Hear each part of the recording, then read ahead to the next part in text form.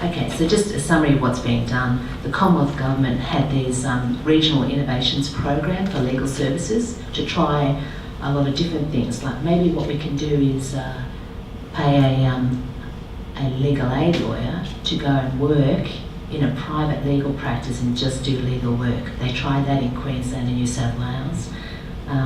They have been discontinued.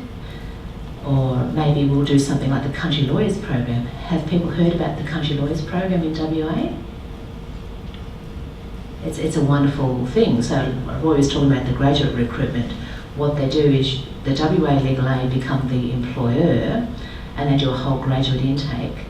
And they, in Perth, they have them for 1 year and teach them their first year of practice with all that support.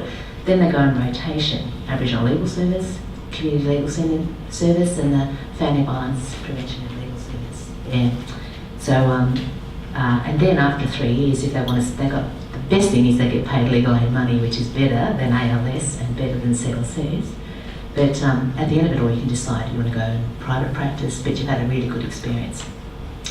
I mentioned the Law Council website, and then the project that I'm particularly involved with is with the National Association of Community Legal Centres, and we've got 2 projects.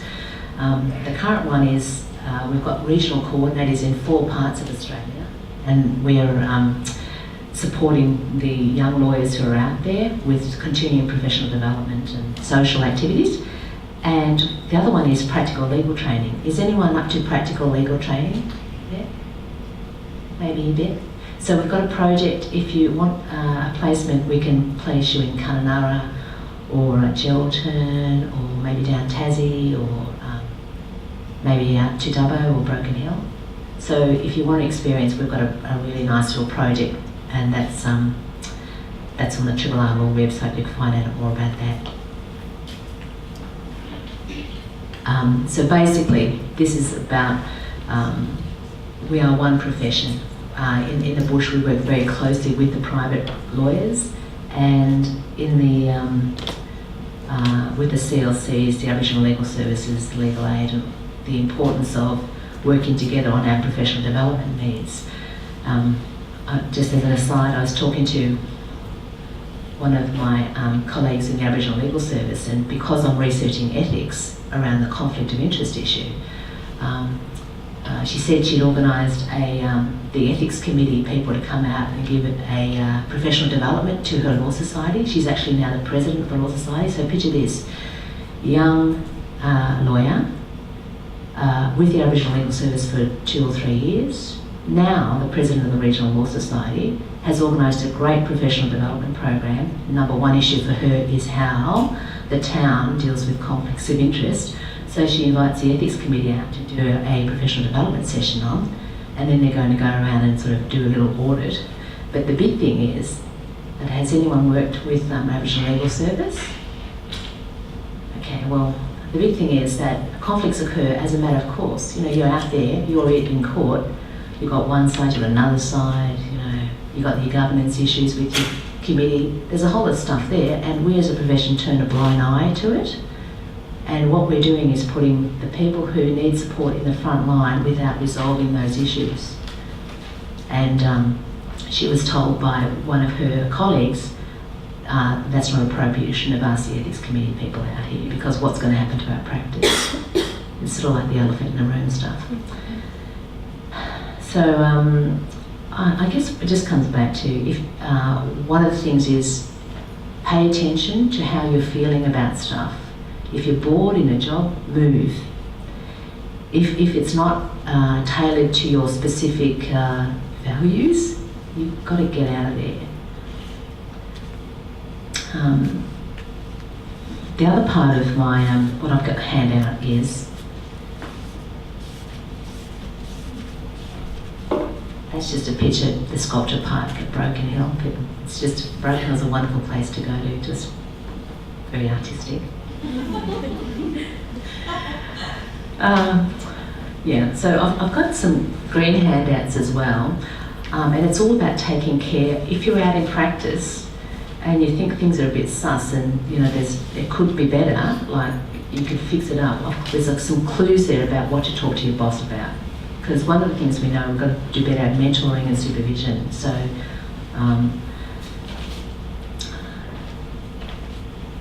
at Broken Hill, we're trialling this thing with the University Department of Rural Health. Has anyone had experience with UDRHs? So there's 11 in Australia, and they're targeted specifically for the medical profession, like doctors, nurses, nutritionists, social workers if they're medicals. But they want to work with lawyers. And so what they do have is this commitment to service learning. So the graduates or undergraduates come out for a set period of time, work in the community doing real work, work in multidisciplinary student cohorts. It's informed by clinical legal education, which is exposure to real clients, reflective practice, debriefing, and it works on this idea of if we can expose people to what supported regional practice, they're going to think about it in the future, perhaps.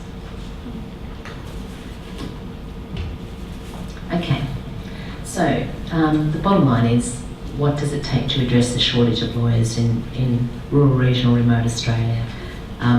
It's just a question that we live with, and we hope that in living with the question we'll live on into the answer.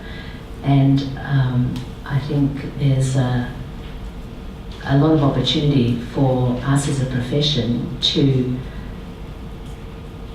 create the space for the new paradigm of practice.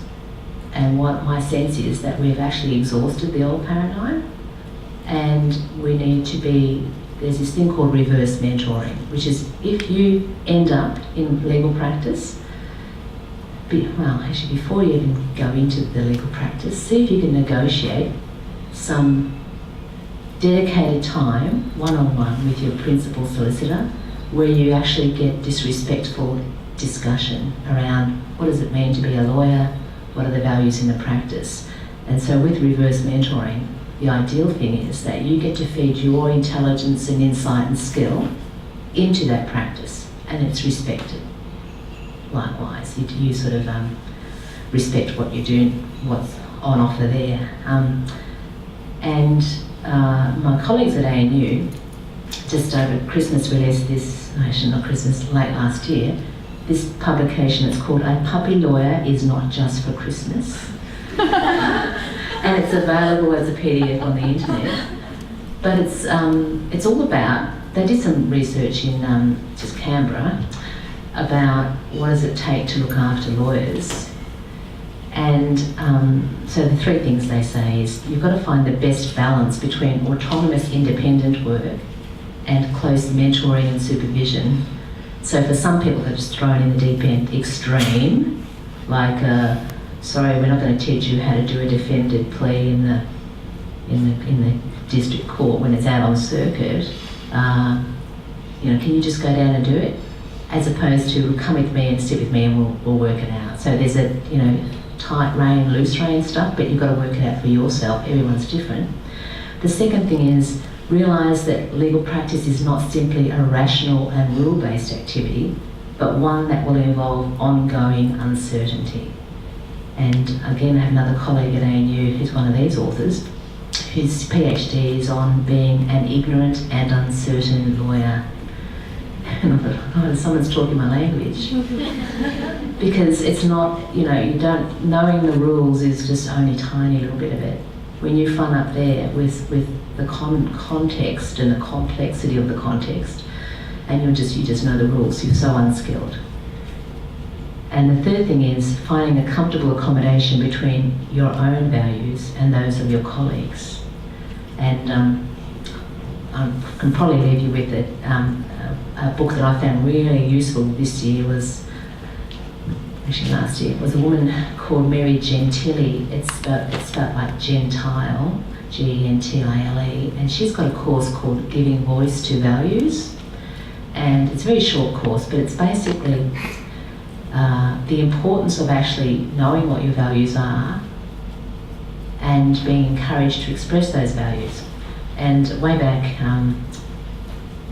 Adrian Evans wrote a letter into the Law Institute Journal about what they were doing with biomedical ethics, how they trained, which was they did these scenarios on whistleblowing. So picture if you're in hospital ward and something bad happens, all the doctors, I'm going to say baby doctors, but they had to learn how to whistle blow as if something bad had happened.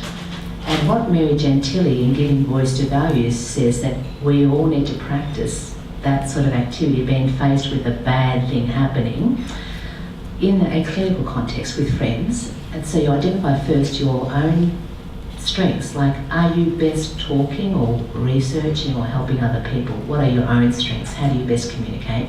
The second thing is, what do you care deeply about? And how would you best express these when those values are under threat? So, and the third thing is practice in a sort of a constructed way, giving voice to values. And she's got some great catalogue materials for free on the internet. So I reckon if we're going to talk about reverse mentoring in an unstructured environment, you need to be good at voicing your values in a way that's collaborative and respectful. Okay, that's it. Thank you very much.